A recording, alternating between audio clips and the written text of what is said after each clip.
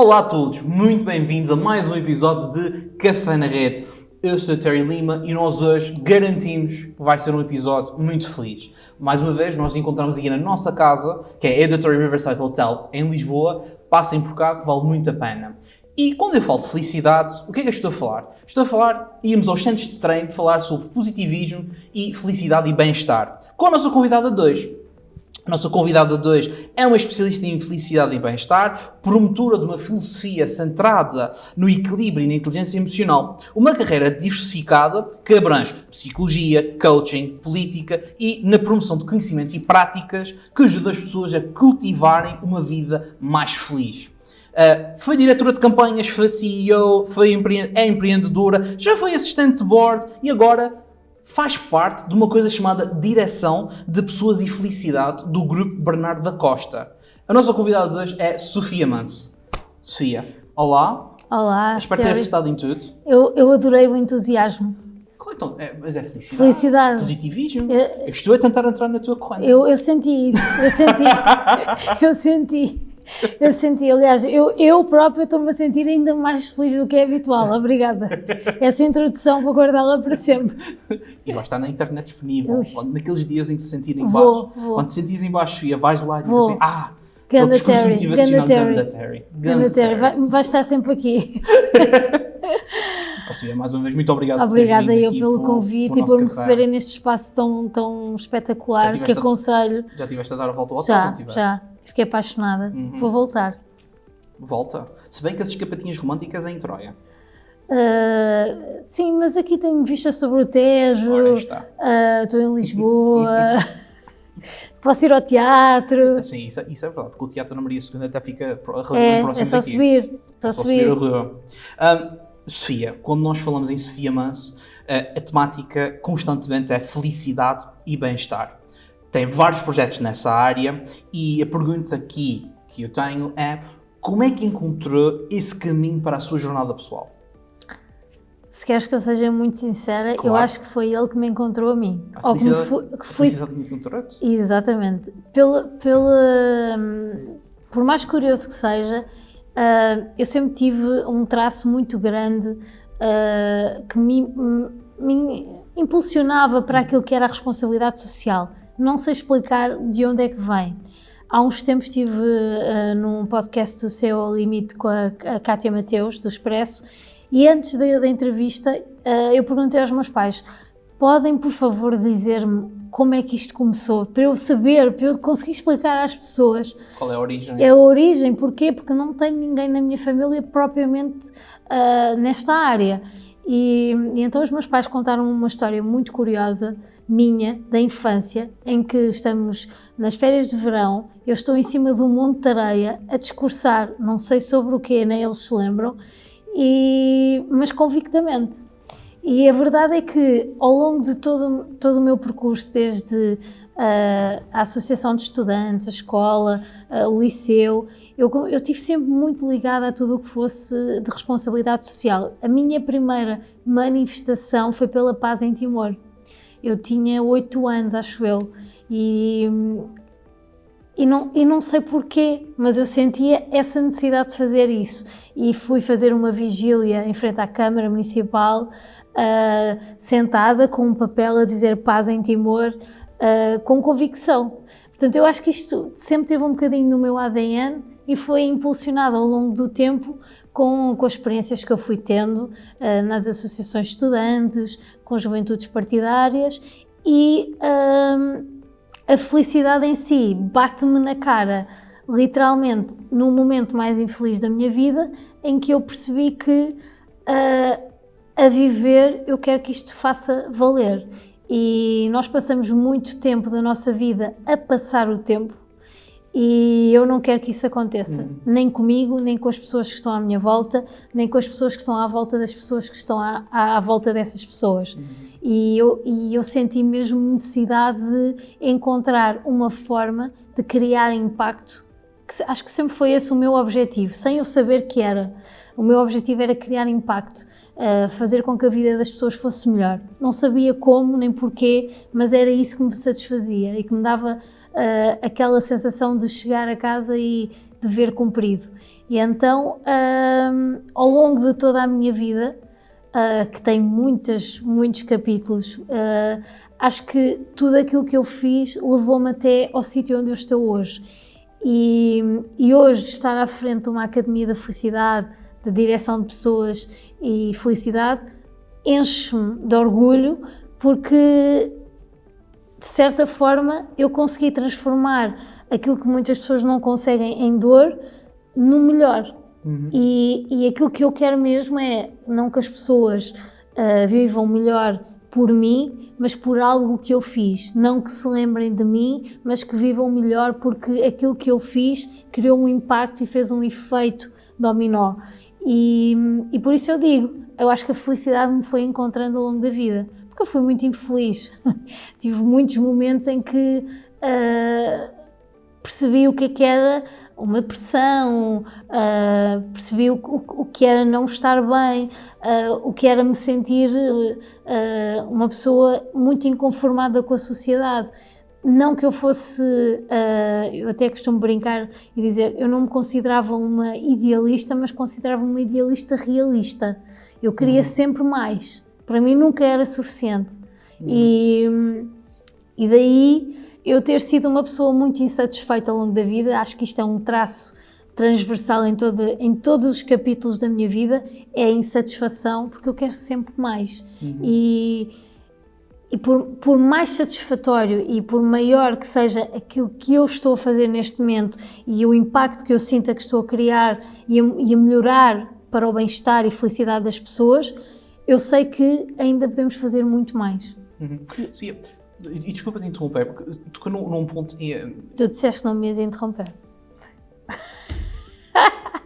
Pronto, Sofia, fala o que tu quiseres. Não, é verdade, força. no início do podcast, em off, a Sofia pergunta-me, mas quanto tempo é que isto vai demorar? Sofia, corre, eu vou-te interromper, podes dizer o que tu quiseres, eu não me importo muito, mas eu queria interromper porque muitas vezes as pessoas confundem felicidade com uma busca incessante de autossatisfação e de prazer. Como é que nós delineamos a linha daquilo que é felicidade e aquilo que é busca simplesmente egoísta de prazer e de nos fazermos sentir bem? Estamos a falar de dois conceitos distintos. Primeiro, felicidade é uma escolha. Quando eu vou para as organizações trabalhar e as pessoas me perguntam como é que nós vamos conseguir alcançar felicidade, podemos, não literalmente, mas aproxima-se muito de bem-estar, ok? E é uma escolha, mas é uma escolha que nós temos que fazê-la consciente. E para isso temos que ter autoconsciência. E a autoconsciência vem de uma série de fatores como a inteligência emocional, que mencionaste, em que nós nos conhecemos e sabemos aquilo que nos dá prazer ou não. Esse tal lado das emoções e daquele prazer efêmero é algo que muitas vezes pode ser associado como egoísta, porque as pessoas procuram algo que lhes dá uma satisfação que é momentânea. Vou-te dar um exemplo.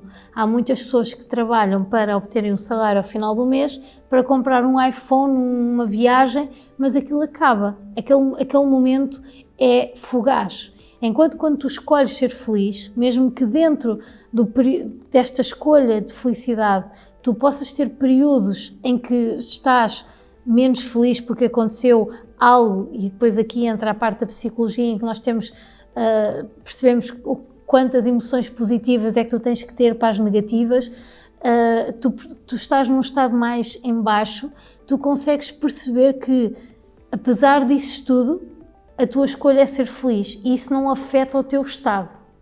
Okay. Nós não somos felizes sempre. Aliás, dentro da felicidade existe infelicidade e ainda bem, porque é isso que nos faz depois perceber quando é que nós estamos verdadeiramente felizes. Ok.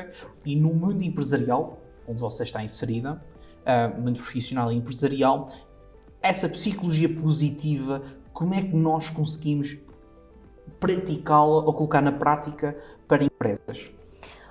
Olha, a psicologia positiva Toda a psicologia, em geral, quando falamos de pessoas, temos que pegar sempre em psicologia positiva, psicologia organizacional, sociologia, temos que perceber o contexto, temos que olhar para as circunstâncias onde estão as organizações ou as empresas, porque eu trabalho com empresas de setor metalúrgico e isso implica chão de fábrica, que me dá um prazer gigante ver a transformação a acontecer.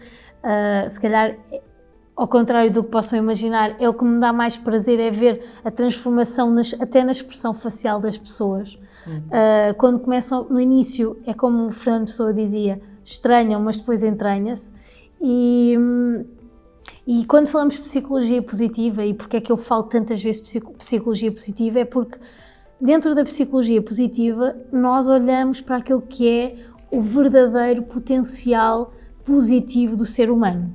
E quando falamos do potencial positivo do ser humano, falamos de bem-estar, falamos das forças do ser humano e falamos daquilo que são as emoções positivas. E dentro das organizações nós temos ou deveríamos ter a cultura organizacional. E a cultura organizacional é a soma de todas estas forças humanas. E eu posso mesmo dizer que a cultura organizacional é a alma de uma empresa. Se hoje tu sentires que a tua alma não está num estado de bem-estar, provavelmente não vais ser tão produtivo, não vais ser tão inovador, não vais ser tão criativo. E quando nós queremos que as empresas sejam disruptivas, se destaquem no mercado, sejam resilientes, capazes de se adaptar a esta mudança, porque nós vivemos num momento em que todos os dias o mundo do trabalho muda, todos os dias temos desafios.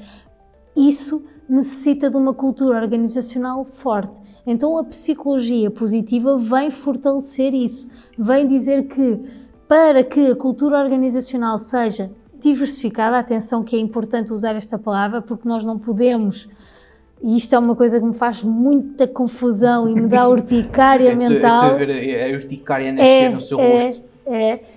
A ideia de que quando nós fazemos o onboarding de alguém numa empresa, nós colocamos numa forma quase para sair um pastel de nata, assim nesta forma perfeitinha. Não, nós queremos diversidade, nós queremos pessoas autênticas e isso vai também para o bem-estar, porque da autenticidade nós conseguimos trazer muito mais inovação, produtividade, tornar-nos disruptivos e aí vamos chegar a uma cultura organizacional diversificada em que as pessoas, ao pensarem, fazerem, dizerem e sentirem aquilo que a sua liberdade lhes permite, faz com que as empresas se tornem mais produtivas, mais lucrativas e subam na cadeia de valor.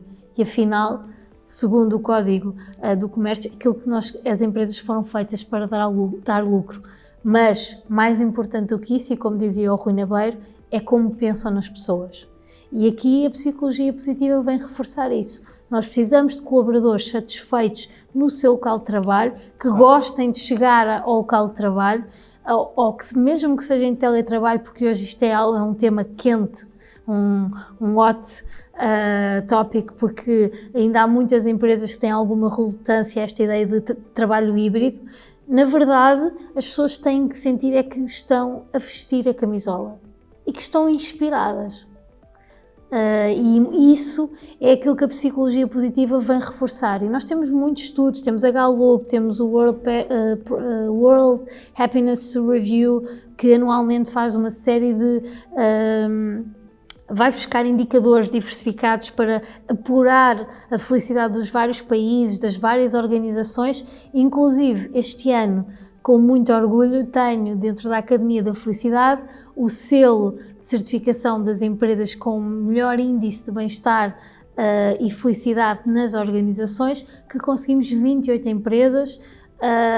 Isto significa que as empresas estão a tomar consciência desta necessidade da nova gestão moderna, que olha muito mais para as pessoas e menos para os números, porque os números vão ser consequência do bem-estar das pessoas. E se tivesse que enumerar, por exemplo, 3 ações muito simples que as empresas podiam implementar no seu dia-a-dia para melhorar essa cultura organizacional que no futuro ou no longo prazo, em princípio, vai melhorar a felicidade ou aplicando a psicologia positiva Sim. para melhorar a felicidade dos colaboradores.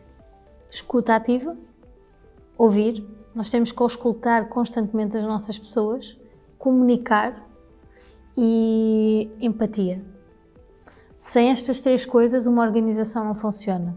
Um líder tem que ser aquela pessoa que está nos vários momentos, que sabe ouvir, que sabe comunicar e que sabe comunicar de forma transversal e constantemente, em que todas as pessoas que têm que saber a informação sabem-na no momento certo. Isto evita e minimiza tantos problemas a curto e médio e longo prazo, porque todos nós sabemos que o maior problema é sempre a comunicação. Eu costumo dizer que quanto mais CCs existirem nos e-mails, maior é o número de comunicação, o problema de comunicação da empresa. Porque significa que nós estamos a dar conhecimento a tantas pessoas, que nós não confiamos que a mensagem esteja a chegar à pessoa certa naquele momento e que a pessoa vai fazer e assumir a sua responsabilidade. Nós temos que olhar para as empresas e dar máxima liberdade, máxima responsabilidade. Este, para mim, é um chavão quando estou nas empresas, que digo sempre. Enquanto líderes, nós temos que, e enquanto colaboradores, porque os colaboradores têm tanto direito como deveres e os líderes também, Claro. nós temos que dar máxima liberdade e máxima responsabilidade. E quando assim é, as lideranças intermédias têm um papel extremamente fundamental, porque quando não está o líder, CEO, chairman, o que seja, são elas que representam e quem tem que assumir a missão, os valores, a visão, que não tem que ser só frases bonitas escritas na parede, porque esta ideia de que nós vamos a um local da empresa e colocamos umas frases todas bonitas só para as pessoas se sentirem inspiradas, não. Ao terceiro dia já ninguém lê as mensagens que estão escritas na parede. É importante que seja a liderança intermédia a relembrar porque é que as pessoas estão ali quando elas se esquecem. Ou então que sejam os colaboradores, muitas vezes, porque a liderança sabemos que é muitas vezes solitária, que sejam os colaboradores também a ter esta capacidade de... Há dias que o líder também tem momentos, tem momentos, não é? Tem dificuldades, e então é nesses dias em que nós vemos também que a equipa existe.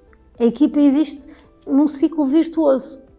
O que é que nós podemos fazer para evitar o jogo do telefone quebrado? Ou seja, o líder até sabe o que é que quer, tem empatia, comunica, mas depois à maneira que vai descendo a pirâmide, aquilo começou com vermelho e saiu preto cá em baixo.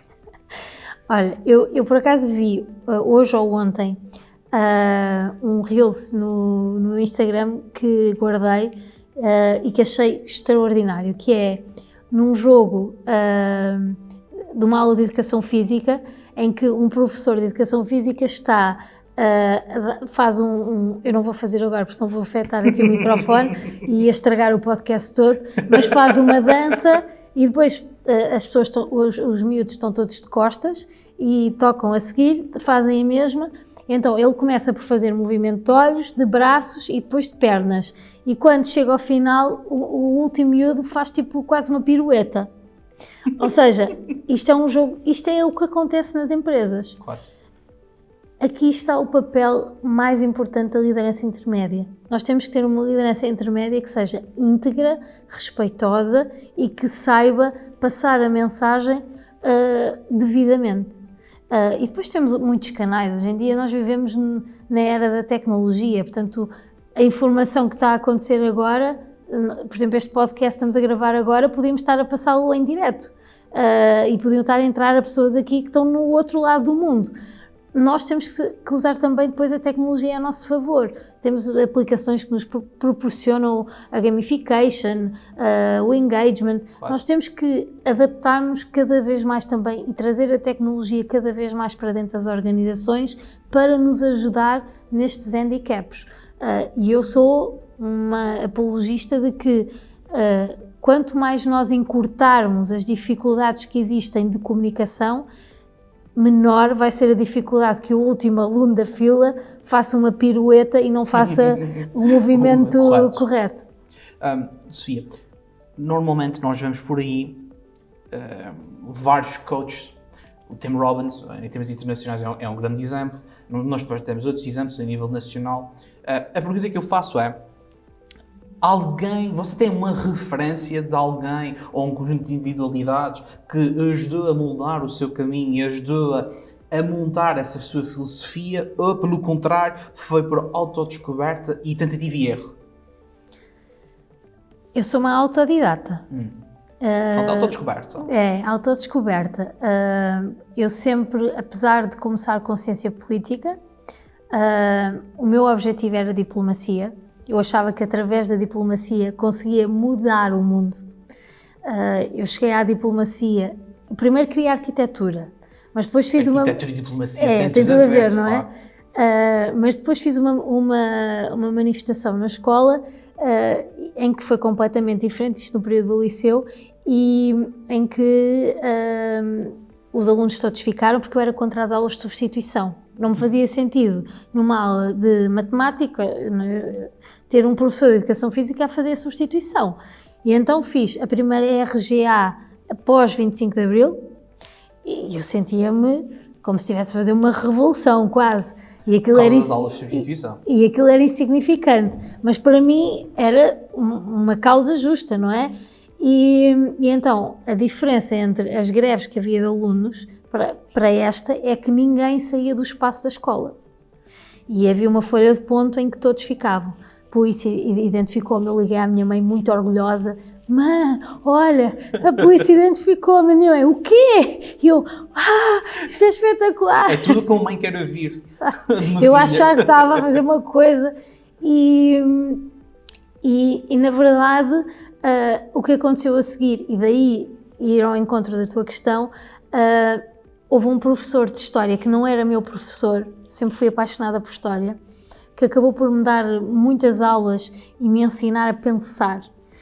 E acho que foi uma inspiração para mim. Na altura eu não lhe ia chamar mentor, hoje se calhar chamo, mas foi uma inspiração para mim porque ensinou-me a perceber o passado para compreender o presente e preparar o futuro.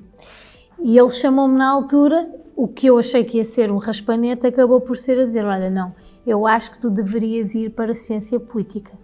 Eu acho que tu devias ir para a área de política." E depois tinha também as histórias do meu pai do 25 de Abril, que em certa medida me inspiravam muito a ideia de o meu pai contar-me, a ver os tanques a passar. Não que eu fosse uma revolucionária nem ativista, nada disso, mas era o impacto. E então comecei a ir muito para essa área. E quando comecei dentro das juventudes partidárias, eu trabalhei junto de pessoas que foram uma verdadeira inspiração para mim. Eu fiz o país várias vezes de les a les, eu conheço as realidades todas, eu fiz as escolas secundárias todas, nos regressos às aulas, e isso permitiu-me, antes de sequer de voar para fora de Portugal, de ter uma noção da nossa realidade e das várias realidades. E eu acho que mais do que uma pessoa foi a inspiração desta junção de pessoas e encontrar pessoas, mesmo dentro da política, apesar de isto ser controverso, existirem pessoas com um caráter extraordinário e com uma noção de que Portugal é muito mais importante do que ganhar eleições. E foi isso que eu descobri durante o período da política em que eu estive ligada à política, foi que existe tudo, como nas organizações, como na nossa vida, e nós temos é que saber escolher. E eu uso o exemplo do peixe podre ou da maçã podre. Nós, quando temos um peixe podre, pode contaminar a água. Quando temos uma maçã podre num cesto de fruta, muito provavelmente a fruta à volta vai ser contaminada. Portanto, cabe-nos a nós escolher se nós queremos ficar naquela água ou se queremos saltar ou tirar o resto da fruta à volta. Portanto, aqui é a autorresponsabilidade. Okay. E eu fui retirando ao longo do meu percurso todo enquanto na área da política, mas também muito autodidata. Muitas formações, muitos livros, eu sou uma apaixonada por livros. A minha mãe brinca e brincava e ainda brinca hoje que a minha profissão devia ser estudante para o resto da vida, porque ela dizia, a tua herança está em livros. Pois, porque a minha também está. Adoro. Muito O meu sonho é ser patrocinada por uma editora e poder ir lá e escolher e ter os livros, porque todas as construções dos meus projetos começam no chão. Eu faço uma espinha dorsal no chão que vai crescendo, post-its aqui, post-its ali, e vou criando a ideia assim. E isto vou tirando de vários, por exemplo, de vários pensadores, de vários filósofos. Filosofia para mim também é muito importante. Acho que, aliás, Aristóteles tem uma frase que para mim tem tudo a ver com aquilo que eu sou e com aquilo que eu faço. O princípio e o fim da existência humana é a felicidade, é ser feliz. E então eu uso muito a filosofia, e eles já há tantos milhares de anos, há tantos séculos, diziam estas coisas. Portanto, hoje em dia faz mais sentido do que nunca ir lá. E então eu começo nos mais antigos até aos mais recentes e vou ali criando, até ao Simon Sinek, que também tem muito, aprendo muito assim. Tony Robbins, também tenho a escola do Tony Robbins, fiz algumas formações com ele, mas eu gosto de ir ao todo. Eu gosto de fazer um bolo, ir buscar os ingredientes que eu gosto, criar a minha própria receita. Não é que a minha seja melhor, mas é porque... Mas é tua. Não é por ser minha, é porque eu consigo depois, quando estou numa organização, meto a percentagem de ingrediente de uma percentagem necessária e nunca é a mesma receita. Nunca. Para cada organização nós temos que aplicar uma receita diferente. Porque as pessoas vêm de sítios diferentes, as pessoas são diferentes, as pessoas precisam vamos falar de Maslow, pirâmide de Maslow, as necessidades, a segurança. As seguranças das pessoas em sítios diferentes são completamente diferentes. Hoje aqui a nossa segurança é uma, se formos se calhar para uma organização num sítio de guerra, a segurança delas é completamente diferente, as prioridades são completamente diferentes.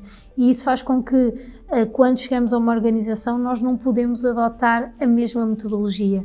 Eu não adoto a mesma postura, nem o mesmo tipo de linguagem, nem o mesmo programa a todas as organizações. Eu não tenho, dentro da academia não existe uma tabela de preços, não existe um orçamento. Quando as pessoas me dizem, pode-me dar um orçamento para equipas, não sem conhecer a equipa. Porque já me aconteceu estarem-me a dizer algo, eu chego lá e a realidade é exatamente o oposto. Ok. Sim, realmente, se depois a realidade não bate com aquilo que foi dito... O resultado não vai ser... Exatamente, a comunicação não falhou e já a partir daí já começa a red flags. Exatamente. Nós aqui no podcast, Sofia, nós temos um momento em que fazemos perguntas pessoais. E uma das perguntas pessoais que eu tenho é que você já foi... assistente de bordo, sim. Comissária, desculpa. Não, é assistente de bordo. Comissária é para os senhores. Ok. Assistente de bordo na nossa TAP. E a pergunta é, qual foi... Ainda é nossa? Não. Estou a brincar, desculpa. É assim, a última vez que vi no Orçamento de Estado ainda lá consta. Ainda estava, ok. Ainda lá consta. Enfim. Qual foi o destino mais exótico que você teve a oportunidade de ir à custa da TAP?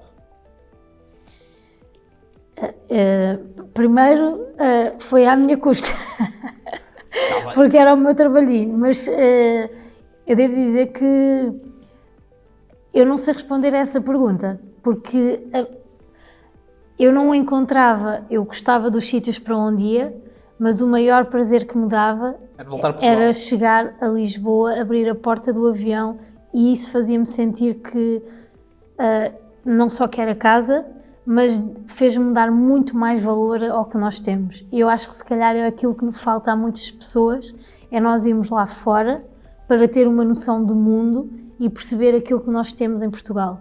Nós podemos ir para o Brasil, estar a resposta ideal seria eu dizer-te um sítio com um mar transparente, uma areia branca, palmeiras, cocos. Eu nasci no arquipélago assim. Eu estava a pensar nisso. Eu nasci nas Bermudas, portanto eu sei muito bem a experiência de areia branca, água de cristalina, palmeiras, cocos. Isso. E não é que esses sítios não sejam prazerosos. Claro. ainda assim, por exemplo, com a TAP ir para o Brasil e tudo, chegar a Lisboa e chegar a um sítio em que tu sentes segurança, em que podes dizer, fazer e ser livre, não há preço que pague isso. Ora, aí está. Realmente fiquei agora bastante motivado. Porque eu ia perguntar a seguir era... Para onde é que eu vou emigrar? Exatamente. Não. Sofia, ao longo daqui da nossa conversa já referiu várias vezes que foi presidente da Associação de Estudantes, que participa em juventudes partidárias. Como é que foi essa experiência? Porque alguns dos atuais protagonistas políticos que nós vemos por aí fizeram parte das juventudes partidárias, dos respectivos partidos, PSD, PS, PCP, Bloco e por aí afora. Essa experiência é importante para moldar a juventude para gostar da política. É também importante essa experiência para que se entenda a cultura organizacional, dando a volta a cultura organizacional da política em Portugal. Eu acho que se um jovem não perceber que não participar em política está a perder um direito de fazer parte de uma escolha, é grave. Eu devo dizer que quando eu cheguei aos 18 anos, a minha maior ambição não era tirar a carta, era ir votar. Eu lembro-me de ir votar com o BI ainda na mão, com o nervoso miudinho, porque aquilo para mim significava que eu ia fazer parte da escolha. E eu acho que falta muitas vezes à juventude esta consciência de que, e também por culpa e responsabilidade da sociedade, também por nós termos e sermos carregados de notícias em que as pessoas constantemente sentem uma negatividade e depois ouvem os pais a dizer não se pode viver aqui, este país, este governo, a política, são todos iguais. É preciso ter espírito crítico. E é preciso saber que em todo o mal existe o bem, em todo o bem existe o mal. E quanto mais cedo os jovens perceberem a importância que tem participar em política, participarem não necessariamente numa juventude partidária, mas fazerem parte e terem consciência da importância que o voto único e singular deles pode moldar a escolha da sociedade. Já houve eleições que foram por diferenças de 1 ou 2 votos. Sim, Isto significa que faz a diferença. Aquela ideia do se eu não for votar, hoje está a chover, se eu não for votar não faz mal. Não, faz a diferença. E isto também significa uma outra coisa que eu acho que é aquilo que eu aprendi com o meu professor de História. Nós temos uma responsabilidade quando estamos aqui. Nós não estaríamos aqui se não tivesse alguém feito muitas coisas para trás para nós estarmos aqui a falar do que nos apetecesse. Se quiséssemos dizer as neiras, dizíamos. Se quiséssemos falar sobre os pinguins do Madagascar, falaríamos. Portanto, nós temos hoje uma liberdade e hoje temos a possibilidade de estar aqui com esta autonomia de uma forma autêntica, porque alguém o fez. Nós temos a responsabilidade de manter este legado e melhorá-lo. E é importante que os jovens tenham este espírito crítico. E isso tem que começar nas escolas. Infelizmente, a educação hoje em dia não sustenta isto. Nós estamos, e se me permites tocar neste assunto, nós vivemos... À vontade, Sofia, estás em casa. Exato, tu disseste que eu podia falar o tempo todo, Podias, à vontade. É até à meia-noite, não é? 3 da manhã, porque isso aí. 3, pronto. Hoje nós temos uma juventude que, se calhar, nos últimos 25 anos é mais qualificada de sempre. E assusta-me um bocadinho ver jovens, como, por exemplo, um afilhado meu que é extremamente inteligente, aos 16 anos diz-me: não, eu se quiser ser alguém eu tenho que sair de Portugal. Quando eu sou altamente patriótica e estou sempre a incentivá-lo a investir em Portugal, a dizer não, tu vais ser o futuro da ciência. E ele diz-me: sim, mas em Portugal não existem respostas para aquilo que eu quero. Isto é assustador, porque significa que as nossas juventudes já não têm esperança. E quando morre a esperança, nós vemos o jardim a esmorecer. As consequências? São consequências gravíssimas. Vemos a população envelhecer, vemos os nossos cérebros a sair. Então nós temos que criar condições, não só para o talento ficar, como também para manter estas pessoas com vontade de continuarem a inovar e investir no seu país. Não é ficar por ficar, é sentirem que aqui são reconhecidas, porque senão não vão ter felicidade, nem bem-estar. Damos a volta outra vez para a felicidade e para o Exatamente. bem-estar. Já foi diretora de uma campanha eleitoral. E você tem, vamos lá ver, você tem uma visão privilegiada de trás da cortina política, de estar nos bastidores. É que nos filmes vocês fazem Game of Thrones, tentam dar facadinhos Game uns of aos Thrones, outros. calma.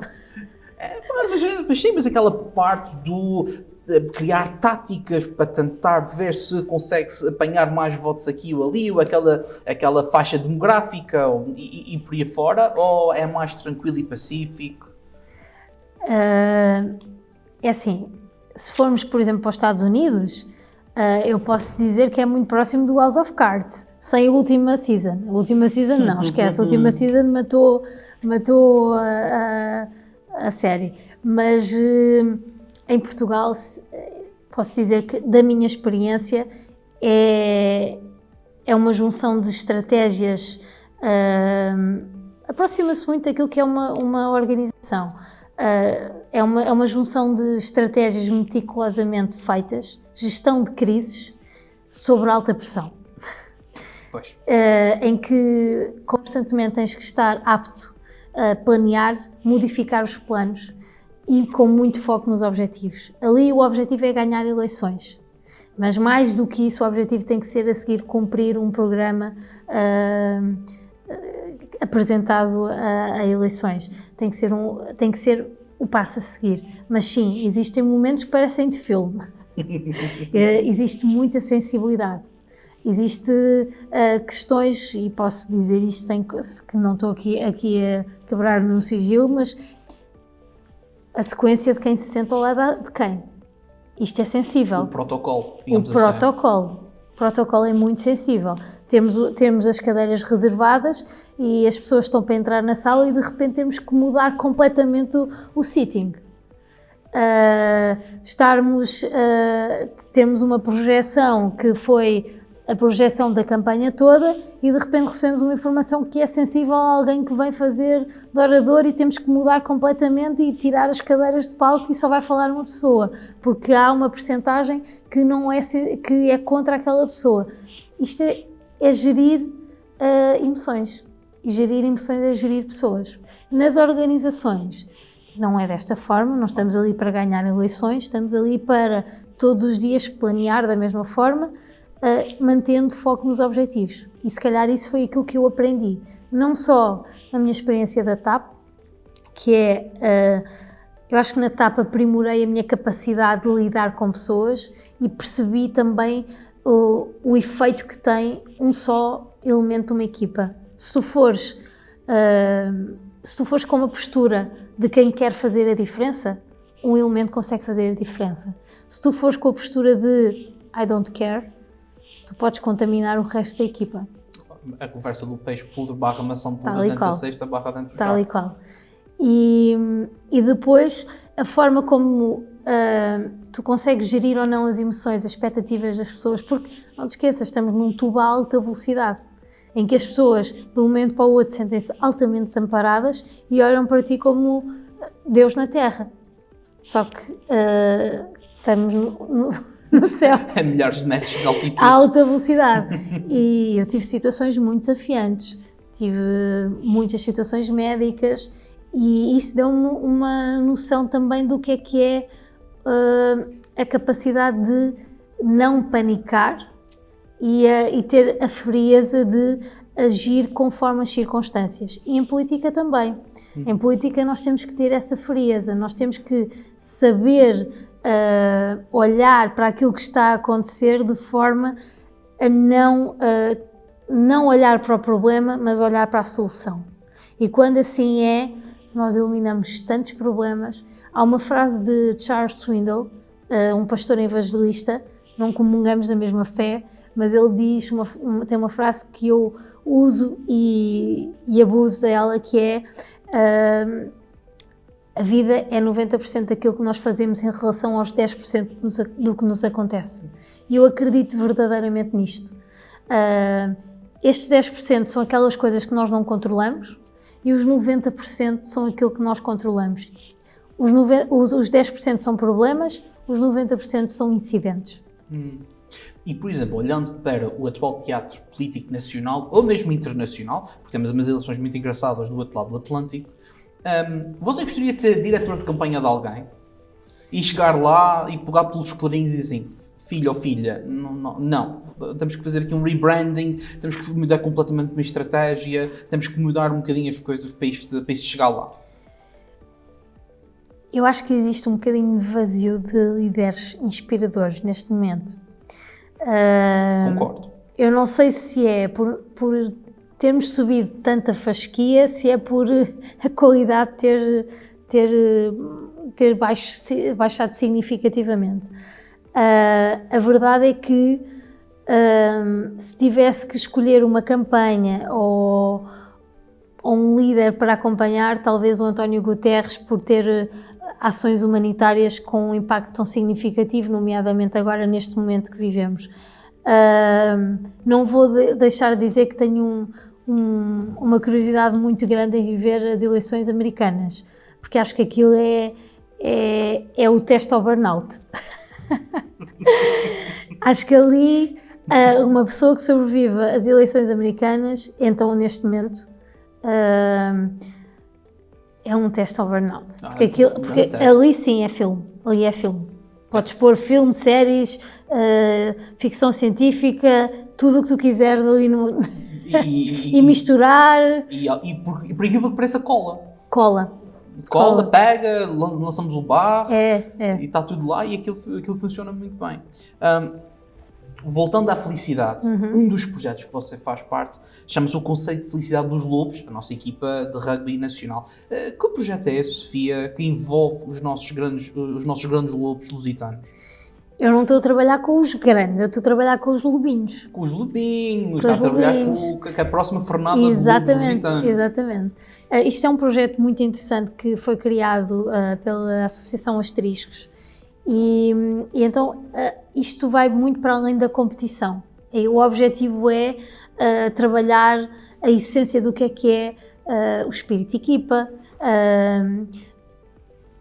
a noção de que nós temos de que mais do que estarmos ali para ganhar é aquilo que nós estamos a partilhar, é o chegar ao balneário e celebrarmos as vitórias, as derrotas, mas porque estamos juntos, porque estamos a trabalhar para um objetivo comum. E isso é raro na sociedade.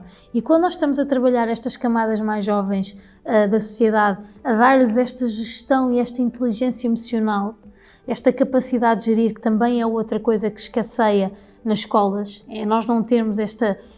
Posso juntar a literacia financeira, a inteligência emocional, gestão emocional, tudo isto, e a parte de política, tudo isto faz com que os jovens sejam muito mais fortes, no sentido de enfrentar as adversidades da vida, a constante mudança do dia-a-dia. Eu acho que este projeto tem muito potencial, porque são workshops que nós damos às crianças e aos pais, em que se trabalha a inteligência emocional e o bem-estar. E mais do que... Eles têm um mote que eu adoro, que é de lobinhos a lobos. Ora, está. Ou de lobitos a lobos, não, de lobinhos a lobos. E faz todo o sentido. Porque nós, na verdade, nós temos que começar de um ponto e muitas vezes as circunstâncias onde nós nos envolvemos e à nossa volta não temos as circunstâncias perfeitas para desenvolver estas eu chamo-lhe power skills, não consigo dizer soft skills, porque para mim são power skills. Eu sou uma human-centric, portanto, ao empoderarmos esta juventude, eu acredito que já estamos a empoderar as próximas gerações. E continuando no tema da felicidade, e porque também a entrevista já vai longa, o seu atual grande projeto é a Academia da Felicidade. Qual é o futuro para esse projeto? O que é esse projeto, em primeiro lugar, desculpa? Quais são os impactos que espera vir a ter com esse projeto e o futuro, o que é que nos reserva para a Academia da Felicidade? A Academia da Felicidade é... eu posso dizer que eu sinto que os meus olhos são um farol de um carro nos máximos quando eu falo dela. Porque costuma-se dizer que quando nós estamos muito apaixonados por aquilo que fazemos, que os nossos olhos brilham muito. E a Academia da Felicidade trouxe-me isso, trouxe-me uma paixão enorme por aquilo que eu faço todos os dias. E a Academia da Felicidade é um desafio que eu e o Ricardo Costa fizemos às empresas e às organizações, de olharem para dentro e avaliarem de que forma é que estão a adaptar-se e a gerir toda esta felicidade e bem-estar nas organizações. Nós acreditamos verdadeiramente que as empresas não são feitas de pessoas, mas as empresas são as pessoas. Esta frase é a frase do Ricardo e é a frase que dá mote também muito daquilo que é a criação da Academia da Felicidade. O que nós fazemos é a formação, consultoria, fizemos a certificação, que, como falei no início do selo, que muito nos orgulhou, logo no primeiro ano conseguimos certificar 28 empresas, nunca imaginei que conseguíssemos. Nós fazemos também, e vamos abrir agora inscrições a partir de novembro, de gestor, a primeira certificação internacional de gestor de bem-estar e felicidade organizacional, lusofonia. Ok. Nós vamos ter representantes do Butão, não sei se sabes, o Butão é o Reino do Butão é o único país que tem o PIB, que é mede a produção interna de felicidade bruta. O FIB, desculpa, o FIB. FIB. Vamos ter pessoas da Finlândia, vamos ter representantes da América Latina, portanto é verdadeiramente internacional e isto vai ser para pessoas que sejam gestores já de pessoas, porque eu não conheço recursos humanos, eu conheço humanos que cuidam de humanos. Ok. Okay? Muito em linha do nosso episódio anterior com o Pedro Ramos, em que ele dizia, não é recursos humanos, é a gestão de pessoas. É isso, porque recursos é uma palavra que lá está a urticária, começa aqui.